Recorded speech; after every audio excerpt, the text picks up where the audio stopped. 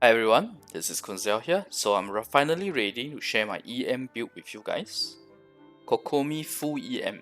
I know it's a bit unconventional and you're not really focusing on the heals per se when you go for this build. And you're focusing damage in a different way, not via the HP build but via full EM. So does it work? And how does it work? So I'll run through all of that in this video. So sacrificial fragments is obviously the weapon of choice here. It's the only good weapon, good catalyst weapon with EM as a substat. The next one, if I didn't remember wrongly, is Mapame, and it's only slightly over 100 EM, so it's not worth using that. You're much better off using sacrificial fragments for the EM, and also for its effect, which is very nice. And I'll talk more about that as one of my analysis points later. So first off, right off the bat, obviously when we go full EM, we are just going to use EM instead on the Sense, Goblet, Headpiece. The two artifact combination we are going to look at here is the 2-piece Tenacity or Millilith with 2-piece Wanderers. Because Wanderers troop, the 2-piece effect is to give us a 80 EM. So basically it's a way to get us, for us to get higher EM. Because we're not using VV set because we're not an animal character. And then the next one will be 4-piece Thundering Fury. Yeah, you hear me right. 4-piece Thundering Fury. And yes, we are going to ignore the fact that the 2-piece Thundering Fury effect, which is plus 15% electro damage, doesn't work on Kokomi. Because there are a lot of pros with respect to the 4-piece Thundering Fury effect. And I'll talk about that later.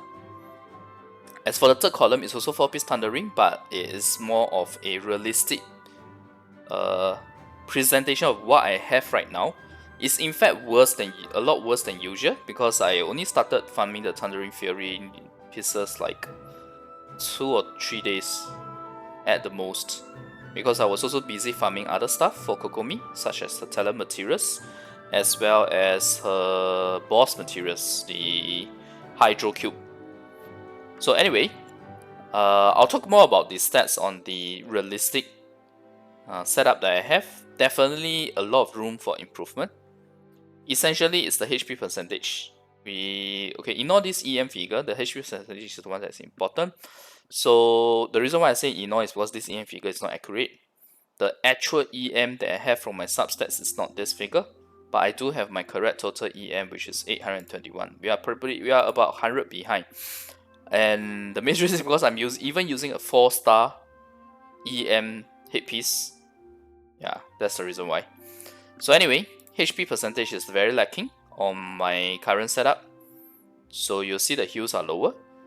But I would like you guys to focus on the first column and second column first. I'll talk about the realistic later. So basically, this is the level 6 elemental skill figures, level 9 elemental skill figures, as well as the burst.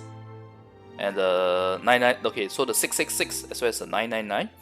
And the level 9 normal attack talent with level 9 elemental skill and level 12 burst, which is 9912. Okay. So I'm just showing you guys these figures so you can pause and compare if you want to. But the important one is this section here, which is where the real damage is coming in. Because if you look at this, damage is very bad. Right? It's not good at all. Okay? But it's not correct to look at that because there is electro charge reactions. We are doing full EM. We have to look at reaction damage. So EC reactions, we have single target, 2 targets figures, and 4 targets. I'll talk more about how EC works later, so you understand why is it that I have tabulated it differently. But at a high level, basically, the more targets you have in electro charge, where the targets are close enough to proc electro charge on each other, and your attacks are also good, strong. How should I put it? Your attacks are able to do that kind of damage around in that close-knitted environment. You're gonna get a lot of electric charge damage because it's gonna proc like crazy and it's gonna multiply like crazy. Okay, and you can see why. Because I say like crazy because in 2 seconds we can deal 100k damage at C0 with level 1 normal attack talent, level 6 elemental skill, and level 6 burst. Okay. Okay, but no worries. When I go through the analysis later, I will explain all the important points that I want to talk about. And I have a lot of analysis points to talk for this full EM guide because it's kind of unconventional, so there's more things for me to cover.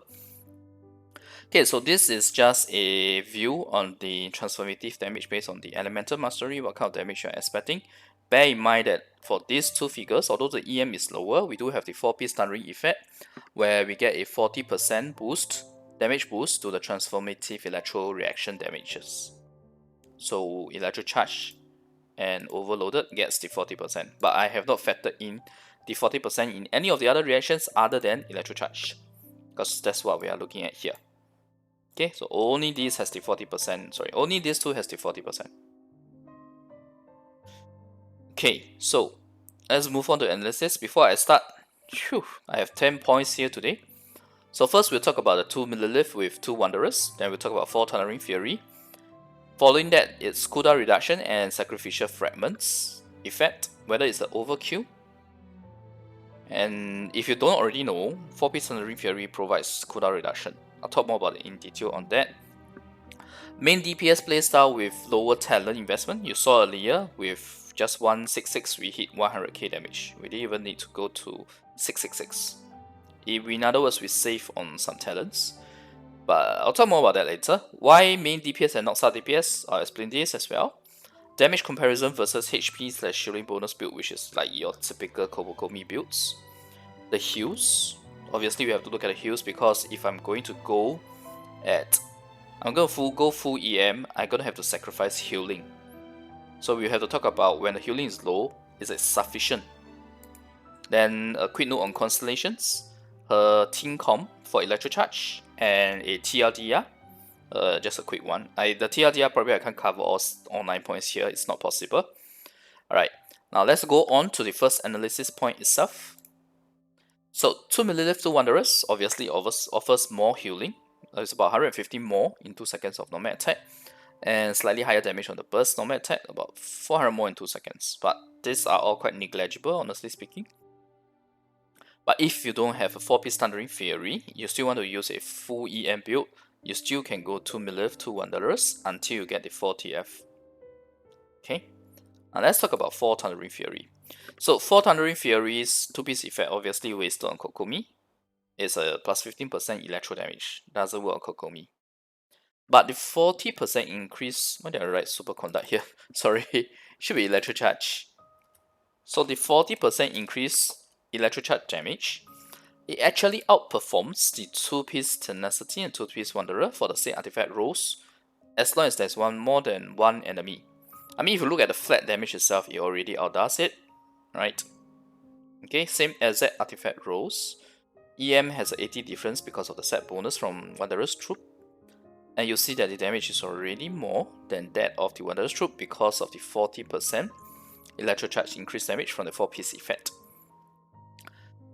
So when there is only one enemy, it's only 0.3% lower, which is, let me see if I can find the figure.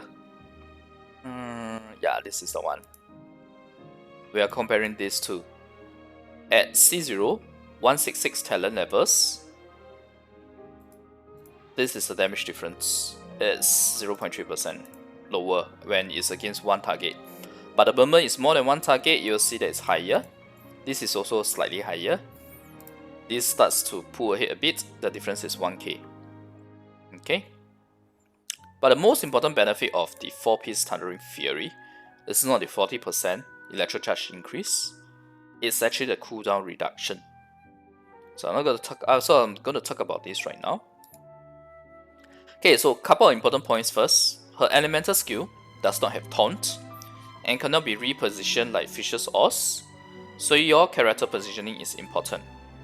Alternatively, you can also use her AA1 passive, Ascension 1 passive, to maintain perma uptime on her elemental skill by casting your burst when you see less than 12 seconds cooldown on your elemental skill. Because how it works is that when you have a jellyfish or her elemental skill on the field and you cast your burst, it will refresh the duration of your jellyfish or your elemental skill. That's why I say when you see less than 12 seconds, you cast it, you basically get a perma uptime. Why? Because the elemental skill Jellyfish lasts for 12 seconds. So this allows you to actually reposition your elemental skill, but you need to... Oh wait, actually it might not... Sorry, I might be wrong here. It might not reposition your elemental skill. It might just refresh duration. Let me think about it. Yeah, it just refreshes the duration because you are using your burst. You are not using your elemental skill. Sorry, I should remove this. Yeah, my bad. Okay, so basically, she can't reposition it even with her A1 passive. She can only use her A1 passive to maintain perma uptime. But you see an issue here, right? Because I'm not changing the position of the elemental skill. For the full 20 seconds of her cooldown, you have the elemental skill on in the exact same spot. Even when you use your burst and you refresh the duration, you don't change the position of the elemental skill. So you're very limited to that specific area. So what does 4-piece Thundering Fury and Sacrificial Fragments offer? So basically, you can use Sacrificial's Fate Effect to avoid the second cast cooldown. So basically, you are able to cast the elemental skill again and thus reposition. And on top of that, the cooldown reduction from 4 Thundering Fury, what it does is that it gives you a 1 second cooldown reduction on your elemental skill per electro reaction every 0.3 seconds, which with EC is easily achievable. You get the EC damage tick every 1 second. Every 1 second you get a 1 second cooldown reduction. Do you see how good this is?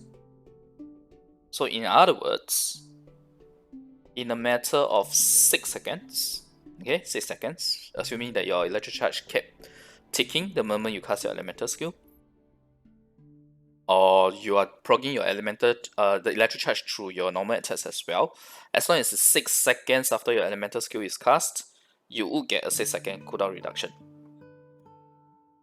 That means that your skill goes to 14 seconds. But your skill still has another 6 seconds to go. So what happens when you increase that further? If you increase that further to say 7 seconds, it's going to last 7 seconds, while your cooldown reduction has now been reduced to 13 seconds. Another 7 seconds, sorry. I say wrongly. So basically in 7 seconds, you would achieve perma uptime. Why? Because your skill, when you first cast it, there's 12 seconds remaining. Oh, sorry, my bad. There's 12 seconds remaining on the skill when you first cast it. 7 seconds in, you reduce the cooldown by 7 seconds. Now your cooldown is 13 seconds. There's 5 seconds remaining on your skill. So you're only 1 second off. In other words, 8 seconds for sure, you will get a perma uptime. So in 8 seconds time, assuming you get your electrical reaction all fully reduced, you basically have perma uptime. It's very easy to calculate because it's basically halving the cooldown reduction if you think of it that way, based on the time. So her cooldown is 10 seconds. Her cooldown is 20 seconds. So 10 seconds of reduction from your electro reactions, 10 seconds of electro charge damage continually happening. That will pretty much allow your elemental skill to be cast. So basically, with this effect, you have effectively halved her cooldown. The cooldown on the elemental skill is halved. It goes from 20 seconds to 10 seconds. Every 10 seconds, you can reposition your elemental skill, as opposed to 20 seconds. And you don't need to use your burst because your burst you don't need to use your burst to how should I put it, to do a perma uptime. And this statement is wrong. Okay, let me see. Yeah.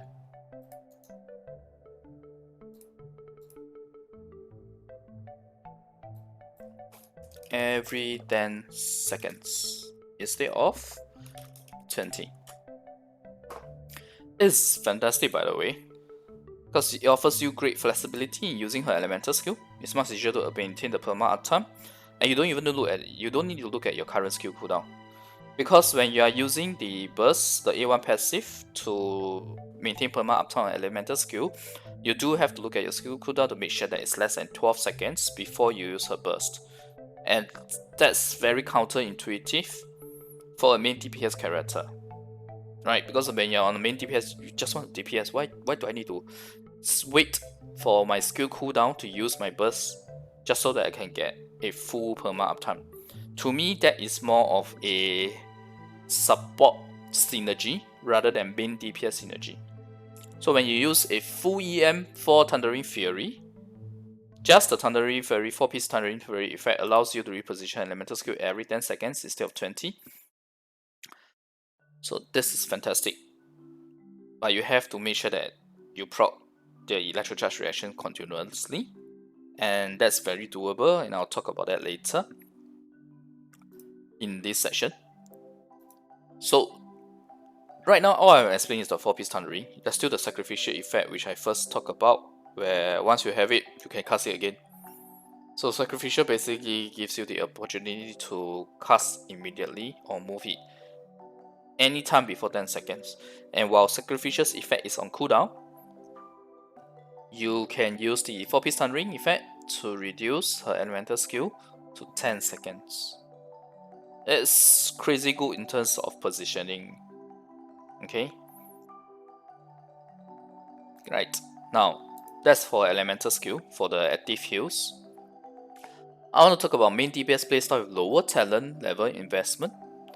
Because majority of the damage comes from EC reactions, there's no real need to invest in a normal attack talent. The difference, right, is when it's one EC target, level 1 versus level 6 or level 9 is only 2 to 5%, and 4 EC targets is even lower, it's 0.6 to 2%. So I will still invest in her burst and elemental skill for the heals.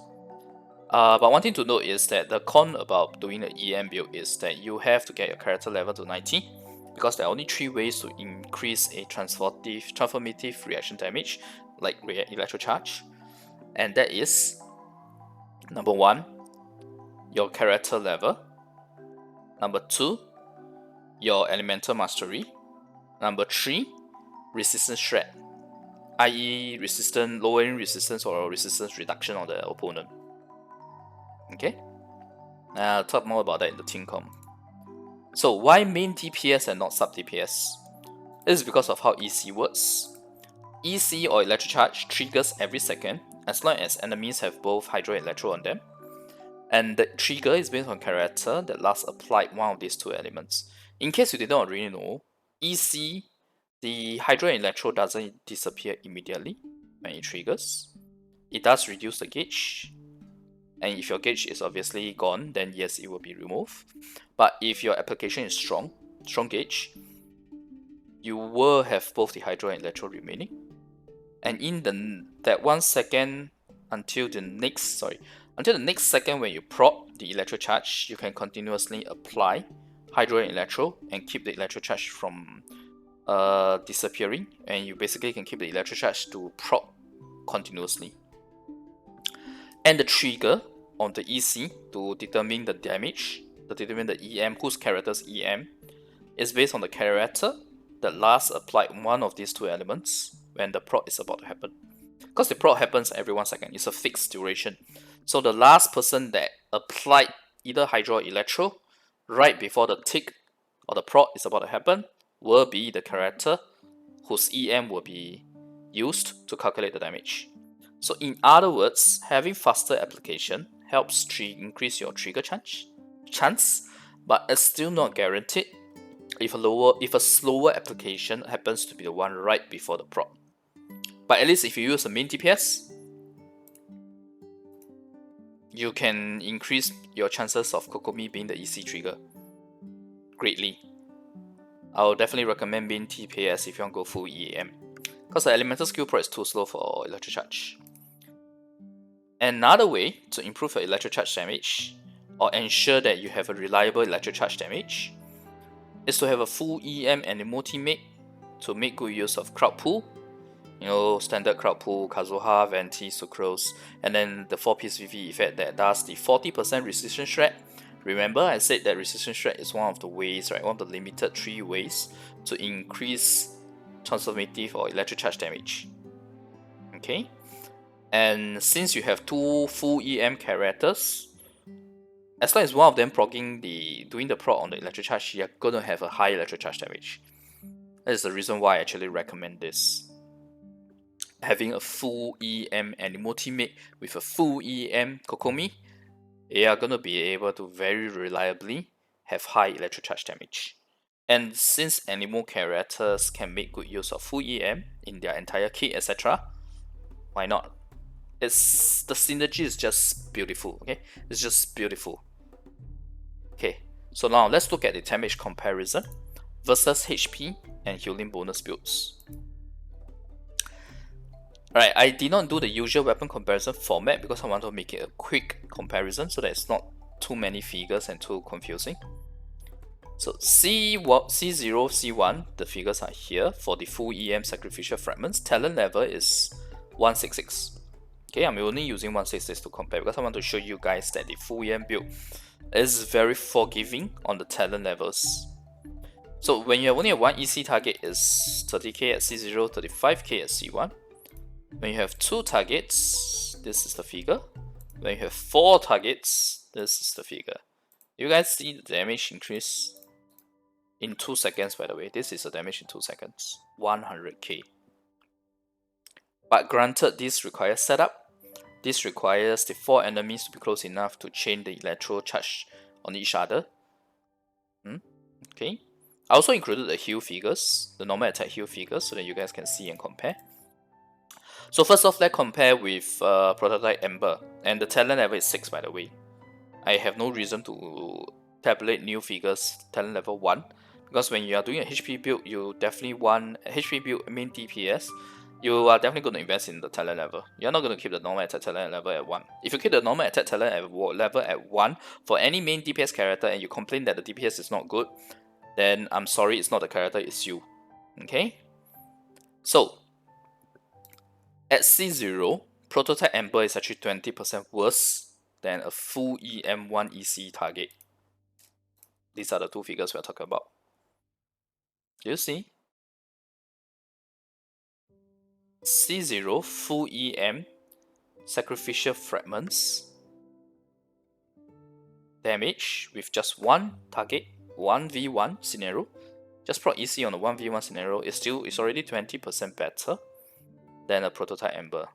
By the way, blue figures represent that the full EM build is doing better. Red figures represent that the full EM build is doing worse off. But all of these are just 1 target. Okay, just 1 target, which is not where electro charge shines.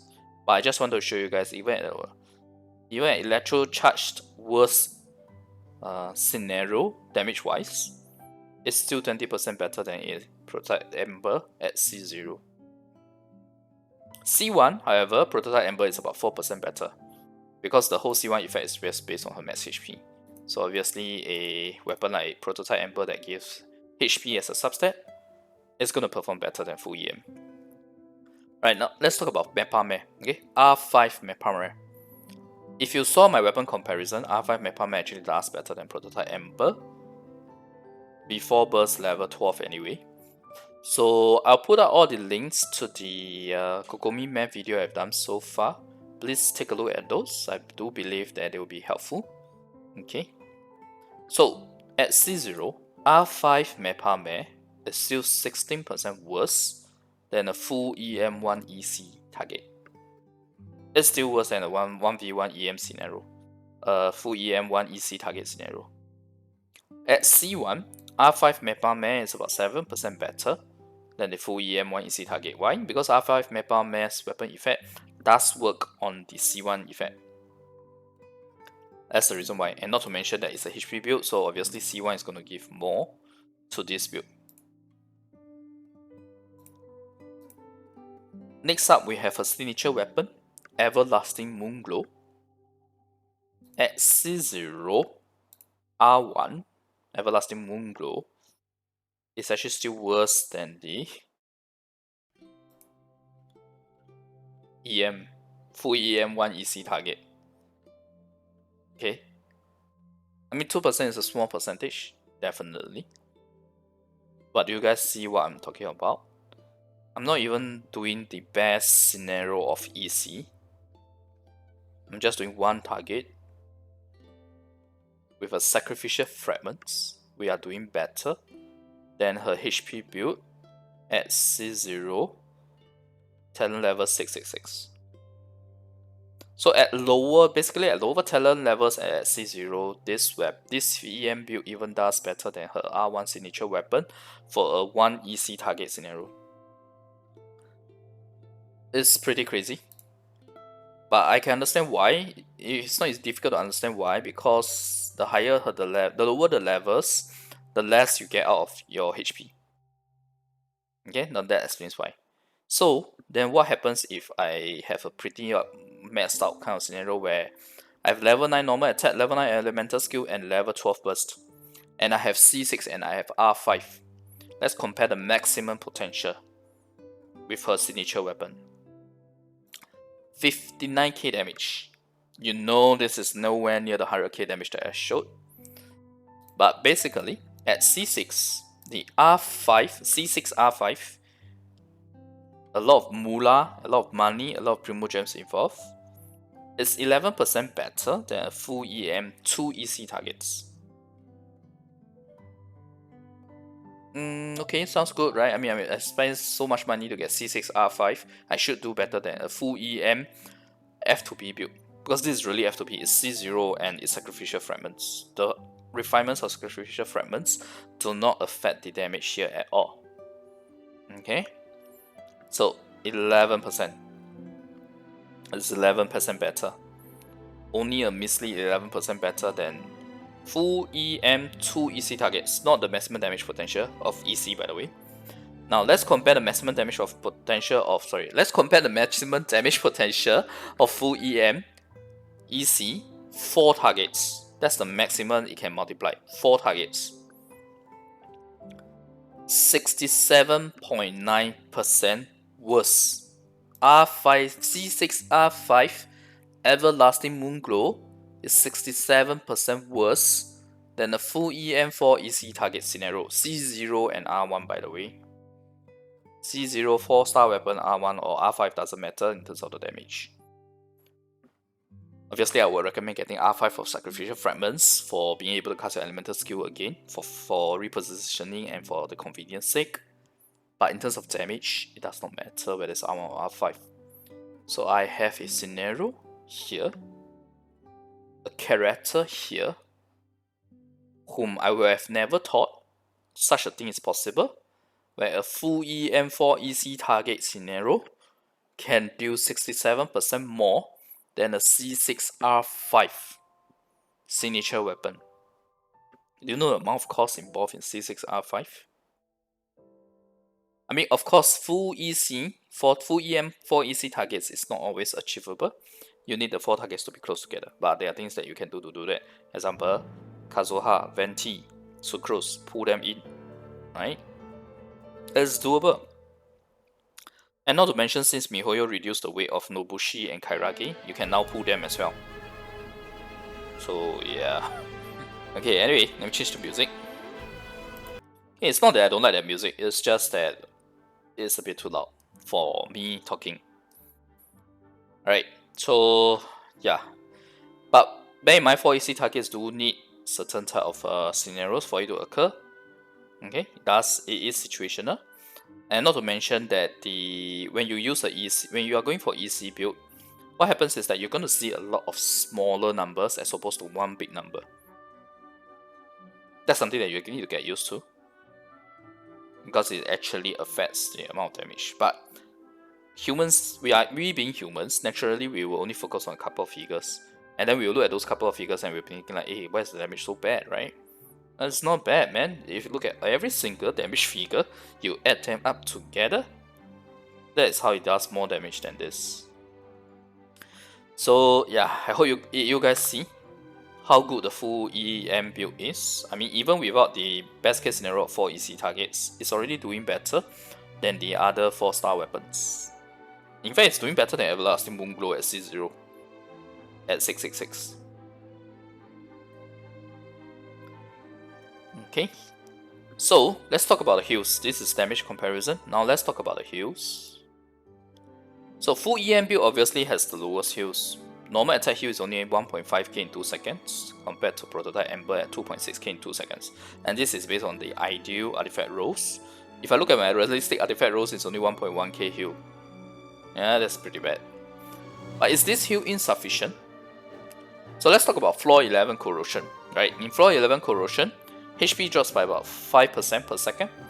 That's 10% HP per second. Which is why I say it drops really fast. 10% HP per 2 seconds, sorry. 10% HP per 2 seconds.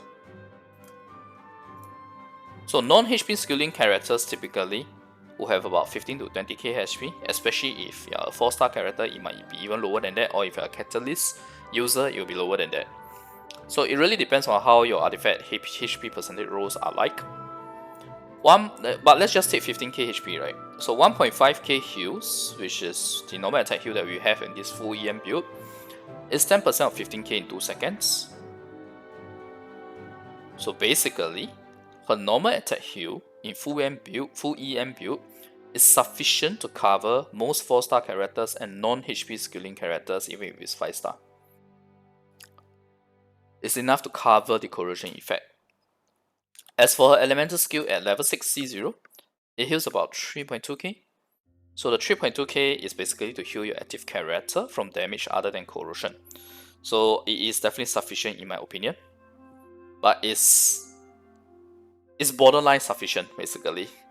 So for me, on my realistic artifact setup right now, what I have right now, my heals are going to be a little bit too low, unfortunately. But it's okay, we have until next Tuesday, I think. We have about 4 or 5 more days to farm for her artifacts. I hope I get lucky. I hope I get lucky and get some upgrades. Well, we'll see how it goes. For HP skilling characters, however, your normal attack heals on full EM build will not be sufficient. Because if you're a HP skilling character, typically you have something like 30 plus k HP, 40 plus k HP. The normal attack heal is going to only heal half of what the corrosion damage does. So in the matter, it's basically going to slow down the corrosion damage, but it's not enough to heal you. But you can cover it with the active heals from her elemental skill. As you swap your character around, you're going to use there will be rotation done no matter what. So the rotation is where the active heals can help recover HP back for your HP skilling characters other than Kokomi. And if Kokomi is on the field, obviously you should have elemental skill up there, and you will be getting more than enough heal for Kokomi. Because again, you are a full EM build here, you won't have 40k HP. In the best case scenario, you have about 30k HP, but 30k HP, but it would be lower than that if your artifact rolls are not good. Okay, so you don't need that much heal on Kokomi. So the thing about this corrosion is that it's actually a percentage kind of damage. So it's quite bad for HP skilling characters. Yeah.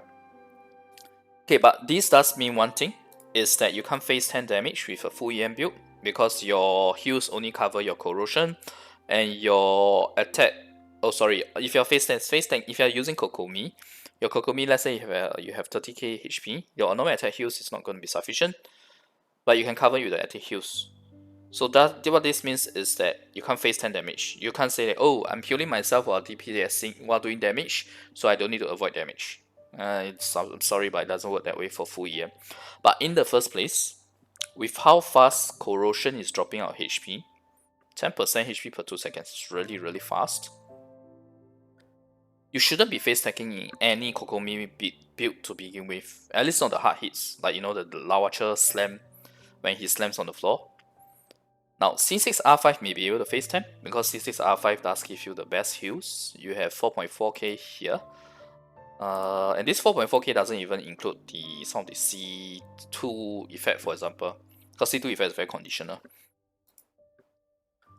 So yes, you may be able to face tank with C6R5, but the cost involved to face tank and then have lower damage than a C0 4-star weapon full EM build against more than 2 enemies. Because the moment you have more than 2 enemies, your C0 4-star weapon full EM build is gonna do more damage than a C6R5. I mean, I just showed you guys, right? 2 enemies is 11% lower. 3 enemies is going to be higher. 4 enemies is a whopping 68%, in fact. I just realized that I did not round up. It's a 68% difference. Just wow, right? I don't know whether that's a statement on how underwhelming her signature weapon is or how good EM is on her because she cannot crit. So EM actually becomes one of the best options. Because for all the other existing characters, because they can crit, it becomes a scenario where investing EM is not that great. Only animal characters are the one worth investing full EM in now. But Kokomi is going to change everything because Kokomi doesn't crit. So I think people are always saying that there's something off about her kit, right? I remember seeing a comment on one of my videos. Thank you for commenting on that, saying that there's something off about kit, off about her kit. We don't think we understand her well enough. There must be something better that she can do. Well, I think her full EM build is really good, and personally, I'm very excited and keen to try it out. Okay, now let's have a quick note on the Constellations. This is a full EM build, not a HP build, so basically you only need C0. You can get C1 if you want to, but make sure that you do have high enough HP percentage.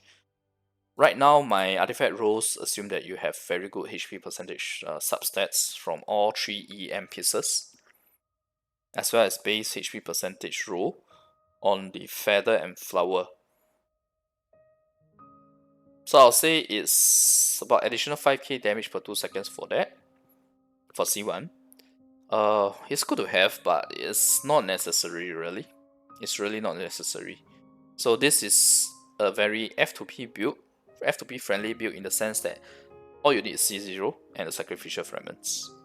The tough part is farming for EM main stat artifacts that have HP substat as well as ER substat, and that HP substat is percentage and you manage to get all your upgrades on it.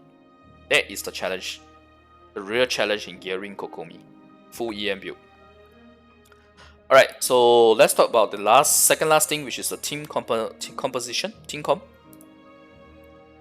So team comp is the biggest weakness of a full EM Kokomi because it's very restrictive. Obviously, right, if you're going full EM on a Kokomi, you are looking to do electro charge damage. So you are already locked in with another electro character. You're locked in with one more animal character, which I explained the rationale why, because you want to be able to proc high EC damage as much as possible. So you have the animal VCV and CC, crowd control, which is all the pools. You do electro sword to get the bonuses. You have Kokomi being a healer / main DPS. And then the electro characters, you can use Raiden, Baal, or Fisher to be electro enabler. Main DPS is only for Raiden, unfortunately, not really for Baal or Fisher in this case. Fisher can be a main DPS, but not in this manner, not in this team comp. And then you have the last slot, which you can go for a damage M support, someone like Sarah, to help Raiden while you are doing all your DPS, and the attack buff is okay for Kokomi as well. It's still helpful for Kokomi because the normal attack talents are still based on attack percentage outside of her burst. And even during her burst, actually, it's split skilling. Okay, and the other thing is you can also use a Zhongli. I know using a shielder with a healer sounds weird, but remember how fast corrosion drops your HP? That shield is going to help you mitigate damage from other sources, and with a full EM build having lower heal, Zhongli actually mitigates that. The only thing is, your Zhongli is going to take a lot of damage because he's HP skilling. You're not going to be able to heal his corrosion in time. That's the only catch. But he does offer resistance threat, 20% resistance threat, which is, like I mentioned, one of the 3 ways to actually buff your electro charge damage. And I call it flexi here because honestly speaking, the force block is quite flexible. There are other characters that you can bring in as long as they can do some type of function, be it shoulder, resistance threat, or damage amplification support. Okay. So it's quite flexible on the 4th spot, but personally, what I'm going for is EM Kazuha, EM Kokomi, main DPS Raiden, and damage M Sarah. Oh, and the characters are ranked from best to worst, from left to right, in my own personal opinion. It doesn't necessarily have to be the 100% correct way to go. If you have Venti Sucrose, if you have Baal Fisher, you can still use them. Okay? You can even use Banner if you want to, even if it's double healing, because Banner's attack buff is still always good, right? So that's that. But personally, I'm going for EM Kazuha, EM Kokomi, Main DPS Raiden, and Damage Amplification Sarah. This way, I have 2 Main DPS basically. I can't wait to try this. It's gonna be very fun. So this comp gives high reliable, high EC damage along with Raiden as the main DPS that boosts burst uptime. So this is a bit real territory, right? Because you're getting Raiden and Kokomi both in a row type of banner. On my F2P account, I know how it is like. Basically, it's gonna be a alternate every banner for 5-star character, and that's if you're lucky and you win the 50-50. So yeah, this point I already talked about why Zhongli can fit well in this is because of resistance shred. So this video is the longest video I have done on Kokomi, and we are finally at the TLDR. So this will be an interesting build that is very viable since Kokomi can't crit, and it actually allows her to do more damage than her C6R5 HP build at the expense of her heals, and also when there are more than 2 enemies present within the range of EC.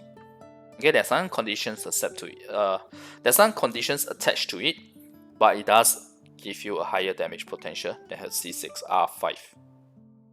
That's huge. I don't think there's any other character that have such a situation. Seriously, I don't think there's any other character that have a full EM build that under the best scenario of electric charge can actually do more damage than that character's C6R5. I think Kokomi is the only one. Okay, so even with only one EC target, it still does 20% better than Prototype Ember. Remember when I did my HP build weapon comparison videos, I was talking about Prototype Ember being the weapon of my choice if I'm going to go for a HP build.